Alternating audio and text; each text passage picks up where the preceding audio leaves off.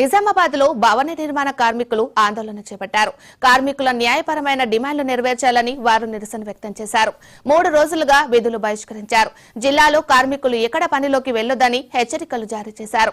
ఎవరైనా పనిలోకి వెళితే కఠిన చర్యలు ఉంటాయని తెలిపారు. ప్రభుత్వాలు తమకు ఓటు బ్యాంకుగా మలుచుకోవడం కోసమే వాడుకుంటున్నారని వాపోయారు. గత ప్రభుత్వం న్యాయం చేస్తామని హామీ ఇచ్చి మర్చిపోయారని కార్మికులు ఆగ్రహించారు. కాంగ్రెస్ ప్రభుత్వమైనా సమస్యలు పరిష్కరించారని డిమాండ్ చేశారు. దీనికి సంబంధించి మరింత సమాచారం మా ప్రతినిధి రాజు అందిస్తారు. కార్మికులు తమ న్యాయమైన డిమాండ్లు పరిష్కరించాలని నిజామాబాద్ నగరంలో నిరసన కార్యక్రమం చేపట్టారు. ఈ రోజు నుంచి 3 రోజుల వరకు వారి పనులన్నీ పూర్తిగా నిలిపివేసి నిరసన కార్యక్రమం చేపడుతున్నారు. కొన్నేళ్లుగా తమ న్యాయమైన డిమాండ్లు పరిష్కరించాలని వీరు ప్రభుత్వాన్ని కోరుతున్నప్పటికీ ప్రభుత్వం నుంచి ఎలాంటి స్పందన రాకపోవడంతో వాళ్ళైతే ఈ రోజు నుంచి నిజామాబాద్ నగరంలోని ధర్నా చౌక్ లో నిరసన కార్యక్రమం అయితే చేపట్టారు. మనతో పాటు వాళ్ళ లీడర్లు ఉన్నారు. అనే చెప్పండి, అసలు ఏంటి మీ సమస్య ఏంటి, అసలు ప్రభుత్వం ఎందుకు స్పందించట్లేదు? ఈ రోజు భవన నిర్మాణ రంగ కార్మికులు అంటే 14 రంగాలు పనిచేసే కార్మికులు, భవనాన్ని తయారు చేసే కార్మికులు ఈ రోజు 1996 చట్టం అమలై మరి ఈ రోజు 16 సంవత్సరాలు గడుస్తున్నది.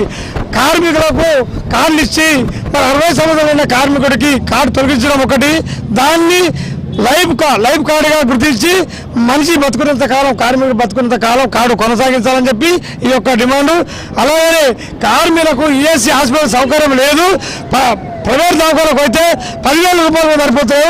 ఈరోజు కార్మికులు ఎంతో మనకు సిమెంట్ పనిచేసి దమ్ము దగ్గుతో చనిపోయే కార్మికులు మరి 1 లక్ష ఖర్చు పెడతారు. కాబట్టి ఎందరికో మరి ఒక ఎమ్మెల్యేకు 1,00,000 రూపాయలు ఖర్చు పెడతారు. ఈ కార్మికుడికి 10 లక్షల ఖర్చు కూడా పెట్టాలని చెప్పి ఈ హాస్పిటల్ సౌకర్యం కల్పించాలని చెబుతున్నాము.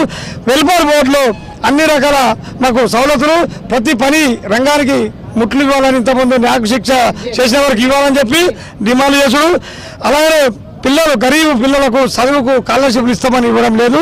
ఈ యొక్క సెస్ రూపాయలు 1% వసూలు చేసి కోట్ల రూపాయలు మరి దండుకుంటున్నది ప్రభుత్వం. ద్వారా కోట్ల రూపాయలు ఈ కార్మికులకు ప్రత్యేకంగా వెల్ఫేర్ బోర్డు ఏర్పాటు చేసి దానికి కార్మికుడిని చైర్మన్గా నిర్మించి ఈ యొక్క జిల్లాల వారిగా మరి ఈ రాష్ట్ర వ్యాప్తంగా 33 జిల్లాలు ఉన్నట్టు కార్మికులకు న్యాయం జరిగే మాదిరిగా ఈ ప్రభుత్వం కోరుతున్నాము.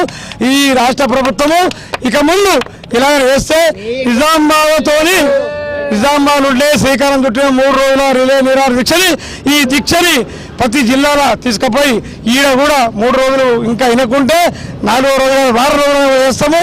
ఇంకా తలుచుకుంటే అమర నిరాహార దీక్ష చేసేందుకున్నాము.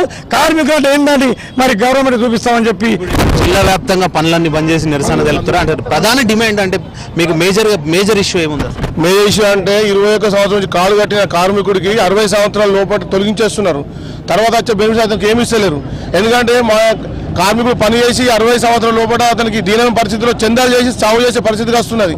ప్రతి ఒక్క కార్మికుడు చనిపోతే అతనికి గవర్నమెంట్ ఆదుకుంటలేదు. మా డబ్బులు మాకు ఇవ్వడానికి కూడా వెనక ముందు చేస్తున్నది. మేము చందాలు చేసి సాగుకు వచ్చే పరిస్థితికి వచ్చింది. ఎందుకంటే మా దయచేసి మాకు 60 సంవత్సరాల కార్మికుడు కూడా యథావిధిగా ఎప్పటికీ ఆయన చనిపోయే మట్టుకు కూడా కార్డు ఇవ్వాలని ప్రభుత్వం కోరుతున్నాము. ఇచ్చే 6 లక్షల రూపాయలు చనిపోతే యాక్సిడెంటల్ స్కీమ్ ఇస్తున్నది. అవి సరిపోతే గత పక్క రాష్ట్రాల్లో కర్ణాటక కానీ ఆంధ్రప్రదేశ్లో కానీ వాళ్ళకి 12 లక్షలు 10 లక్షలు ఇస్తుంది. అదేవిధంగా మన ప్రభుత్వం కూడా మాకు ఇవ్వాలని మేము డిమాండ్ చేస్తున్నాం. దీనికి 3 రోజులు నిరాహార దీక్ష ప్రోగ్రాం అన్ని సంఘాలు నిజామాబాద్లో ఏకమై ఇల్లుకే తాళం తీసుకొచ్చినాం అందరం కలిసి. ఎందుకంటే దీన్ని మాకు ఇవ్వకపోతే ఈ జిల్లా నుంచి అన్ని జిల్లాలుగా పోతుంది. తర్వాత అసెంబ్లీ ముట్టడి చేస్తాం. మా హక్కులు మాకు ఇచ్చే వరకు పోరాడుతూ ఉంటాం. భవన కార్మికులు ఒక్కరోజు బంద్ ఉంటేనే ఎంత అవుతుందో లెక్క చూసుకోవాలా. దీన్ని నెల రోజులు చేస్తే ప్రభుత్వం మొత్తం పడిపోయే పరిస్థితి వస్తుంది. భవన కార్మికులు అంటే అట్లా ఏందో చూపిస్తాం. ఎందుకంటే అన్ని కట్టేది మేమే, లాస్ట్ సమాధి కట్టేది కూడా మేమే అని మీకు వివరం చేస్తున్నాం. ఎప్పటి వరకు ప్రభుత్వానికి అల్టిమేట్ జారీ చేశారు? ఒకవేళ ప్రభుత్వం తీరకపోతే పరిస్థితి ఎట్లా ఉండబోతుంది? అసెంబ్లీ కంపల్సరీ ముట్టడి చేస్తాం. అది ఎప్పటివరకు అంటే దాదాపు సమావేశాల్లో చేస్తాము. 3 రోజుల క్రితం జరుగుతుంది. కంపల్సరీ చేస్తాము, కోరుతూ ఉంటాం. మేము కంపల్సరీ చేస్తాము. ఎందుకంటే ప్రభుత్వం కూడా మమ్మల్ని చూడాలి. అందరికీ ఎట్లా చూస్తారు, మమ్మల్ని చూస్తలేరు. కాబట్టి మా కార్మికుల పరిస్థితి బాగాలేదు. కాబట్టి ఇది ధర్నా చేస్తున్నాము. కంపల్సరీ ఈ గవర్నమెంట్ మమ్మల్ని చూడాలి. రైట్, ఇది భవన రంగ నిర్మాణ కార్మికులైతే ప్రభుత్వానికి అల్టిమేట్ జారీ చేశారు. తమ న్యాయమైన డిమాండ్లు పరిష్కరించకపోతే మరో ఉద్యమం తప్పదని హెచ్చరిస్తున్నారు. జిల్లా వ్యాప్తంగా ఉన్న కార్మికులంతా కూడా నిరసన కార్యక్రమంలో పాల్గొన్నారు. ఈ నుంచి 3 రోజుల వరకు పూర్తిగా అన్ని స్తంభిస్తామని వారు హెచ్చరిస్తున్నారు. తమ డిమాండ్లు పరిష్కరించకపోతే మరో ఉద్యమం తప్పదని అయితే వారు హెచ్చరిస్తున్న పరిస్థితి. కెమెరా పర్సన్ గణేష్తో రాజు, మహాన్యూస్, నిజామాబాద్ నుండి. అంటే వాళ్ళకు ఒకటి మీకు ఒకటి